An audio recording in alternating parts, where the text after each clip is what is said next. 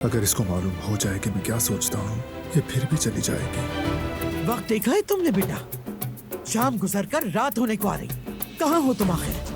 वो भी तुम्हारे साथ है। शर्म आनी चाहिए। आखिर आप ये कैसे कर सकती हैं? आप यामुर की माँ से उसकी बात कैसे करवा सकती हैं?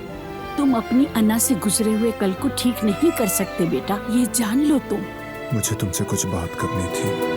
हम लोग अभी तक यहाँ क्यों खड़े हैं? आज तलाक लेनी थी ना? अदालत का वक्त हो रहा है, देर हो जाएगी। होते होते बात यहाँ तक आ पहुँची है। अब मैं और एक दिन भी नहीं रह सकती। देखो इस नालायक को, अब भी इसी लड़की के साथ है।